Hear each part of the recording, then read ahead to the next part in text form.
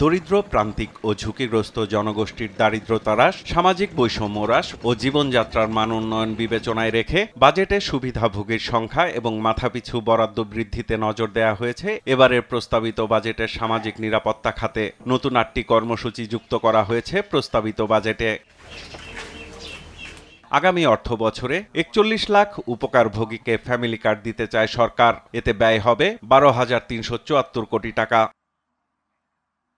প্রস্তাবিত বাজেটে নতুন কর্মসূচির মধ্যে রয়েছে জুলাই অভ্যুত্থানে শহীদ পরিবার এবং আহত ব্যক্তিদের মাসিক সম্মানী ভাতা কার্যক্রম। এতে 4টি শ্রেণী ভাগ করে মোট উপকারভোগী চিহ্নিত করা হয়েছে 16,513 জন। এ খাতে বছরে ব্যয় হবে 237 কোটি 25 লাখ টাকা।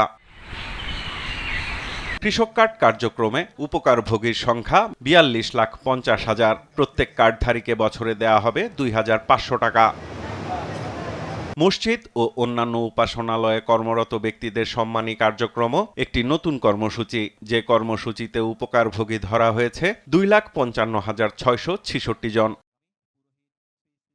ক্যান্সার, কিডনি, লিভার সিরোসিস, স্ট্রোকে প্যারালাইজড, জন্মগত হৃদরোগে আক্রান্ত ও থ্যালাসেমিয়া রোগীদের আর্থিক সহায়তা 50,000 থেকে দ্বিগুণ করে 1 লাখ টাকা করা হয়েছে। এছাড়া বীর মুক্তিযোদ্ধাদের মাসিক সম্মানীর হার বর্তমানের মতো 20,000 টাকা থাকছে। বীর প্রতীক, বীর বিক্রম, বীর উত্তম ও বীরশ্রেষ্ঠ পরিবারদের সম্মানী ভাতা যথাক্রমে 20, 25, 30 ও 35,000 টাকা।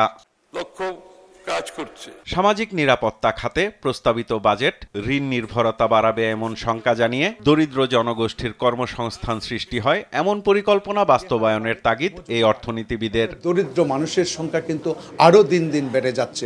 অতএব সেই জায়গায় আমি মনে করি এসডিজির যে লক্ষ্যমাত্রা, যে আমাদের পভার্টি রিডাকশন বা 0 by 2030, সেটাই তো বর্তমান সরকারের জন্য সবচেয়ে বড় চ্যালেঞ্জ রয়েছে। আরেকটা জিনিস সোশ্যাল প্রোটেকশন নিয়ে বলতে চাই, সেটা হচ্ছে সরকার জানে 18.5% মানুষ গরিব, কিন্তু সরকার জানে না এই 18.5% মানুষ কোন কোন পরিবারে রয়েছে। সাইফুল রিপন, দেশ টিভি, ঢাকা।